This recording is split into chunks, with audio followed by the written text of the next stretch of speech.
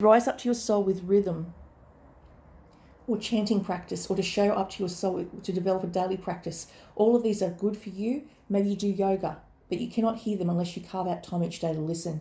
Your soul is yearning for a deeper relationship with you, and so the more time you spend with it and show up to it, the more clearly it will guide you.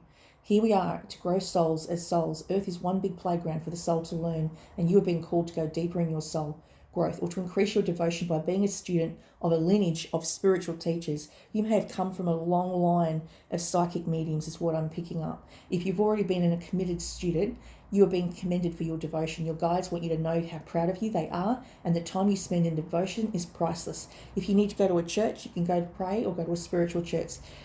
If you are questioning your path or career, your guides want you to turn your focus towards devotion and this prayer. Please use me in a way that delights my mind, body, and soul. May my life be one big moving prayer. That's a really nice thing. And then you've got answer the call. Answer your calling. Your calling could be to do this meditation work, to do this work that could be overseas rather than here. Maybe you have to go overseas to find a group of people that do what you do, to join a group, your tribe. Just trying to find it. Answer your call. Answer the call. Age of light. You may be waiting on a call. There's another thing. 36, a call for work.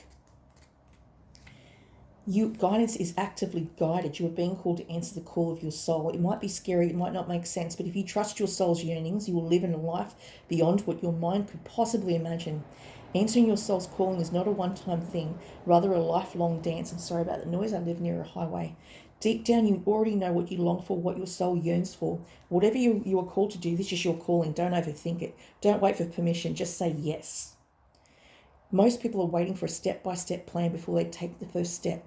But intuition doesn't work like that. It takes faith, trust, and pixie dust, and courage to answer the call of your soul. And that's why most people don't do it. But you are not most people. You're in exactly the right place to answer your calling now.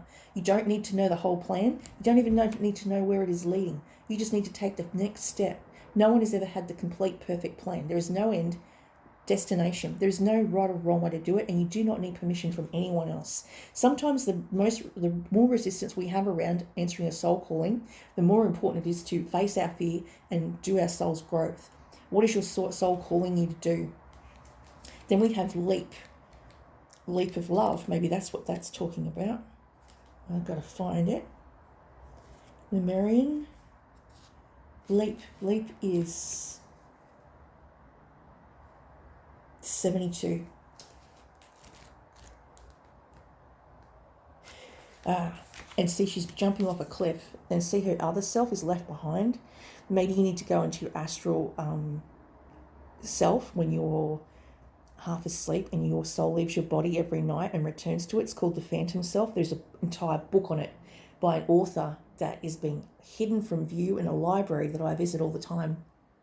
I had to go and ask for it to be dug up. It was in a vault. So a lot of church groups don't like talking about like what actually goes on, about the supernatural, about the things they fear. And that's why people are closed off to what is actually out there. It's a real thing. Your soul leaves your body every night to go and explore. If it's not happy where it is, it goes to explore where it is happy, where it needs to find what gives it that happiness. The leap is you go first. The universe will catch up. Life bends for the courageous. The universe wants to support you, but first you need to leap. Throw your life up in the air. Perhaps you know what you were being called to leap towards, but are scared to make the move. Or maybe perhaps you were waiting for a big fat sign or instruction manual or permission to do so. If this is you, then the card is your sign of permission, slip to take a deep breath and leap into the unknown.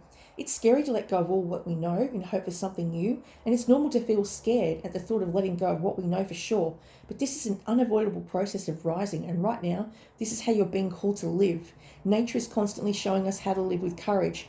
Fall comes every year, encourages the tree to loosen their grip, to allow what once was so full of life to fall away, leaf by leaf. For a moment, it feels like nothing will grow again. The branches are left bare without the comfort of what was once. But in the morn of new spring, new shoots begin to appear, and something new is born that is even more glorious than before. You go first, take a good run up and leap.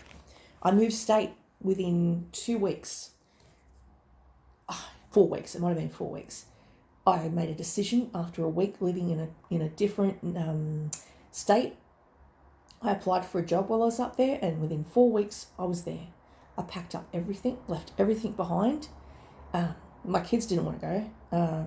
Well, they did want to go, and they didn't want to leave their friends and my family members, but they did want to be closer to their father, which is what I was trying to do. I asked them, what do they want? What would make them happier? Is it to have them in the same state as their dad or to live separately? They both said they wanted to be near their dad. So I trusted it, and it was just a random feeling I had to go there. And I made some really nice friends up there, and I had a career up there, and I did really well. I seemed to do better under the angel of Uriel than what I do under the angel of Michael. Don't dim to fit in. Uriel governs the north. Saint Michael, governs the south. 17. No, it's not 17. It's just don't dim to fit in. You may have to dim to fit in because a lot of people are very, very jealous of what you do. I know in the spirit world, in spirituality, people get annoyed when someone does better than them. I don't know why. I think you just have to let everyone do their thing. Everyone has something to offer. Not everyone does what I do. Not everyone does what you do. If you're a reader like I am, that doesn't mean you're any less than. It just means you're different. How are you dimming your light in order to fit in? Don't dim your light to accommodate someone else's smallness. We are born to shine big and bright. The universe is expanding, and as you are part of the universe, so expanding is part of your nature. If someone makes you want to retract, notice and slowly back away. They're not for you, and you are not for them. Better yet, find it within yourself to expand and shine your light anyway. Flowers don't open and close according to who is walking by. They open and show their beauty regardless. If others don't want to be around you, or you make them uncomfortable, it's because you are shining light on the fact that they are dimming to fit in. By choosing to shine bright, you may inspire them to turn on their light too, or not. Keep your light on anyway. Maybe your light's on at the moment, and that's what people are picking up on. Maybe you're going to meet someone because he or she can see your light is on. I think Sex and the City Miranda said it's not rocket science on how people get married. So they might not marry one person because their light's not on, but then 6 weeks later marry someone else who does the same thing as what the other person did, but their light wasn't on. They weren't shining bright. All relationships are essentially an energetic agreement. The moment one person decides to start rising up and allowing the light to shine, it changes the energetic agreement and creates a lot of waves. That's completely normal. The relationship that are meant to last will adapt to the change in energy. Others won't because they were likely born under the proviso of, I love you as long as you don't shine brighter than me. That's okay. Not all people are meant to be in your life forever, but the lessons they teach us will still live on. How are you dimming your light in order to fit in? So don't dim your light. If you find this other partner is maybe jealous of or partner that's interested in you is jealous of what you do, then they're not your partner. They just admire you, but they're also jealous of you. Do you really want that in your life? Jealousy is it's like the 7 deadly sins. It's an addiction.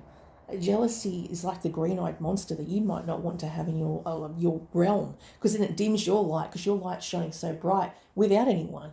When you go to find someone, they need to be shining as bright as you, or it's not going to work. If one light is bright, the other one is dim and depressed and dark, then they're going to pull your light down. You're not there to fix them. I've learnt this from all the work I've done with self-development through Got Your Sister Back. And you're not here to fix someone. That person that you like is got an issue. They need to go and fix it for themselves. You can't do their work for them.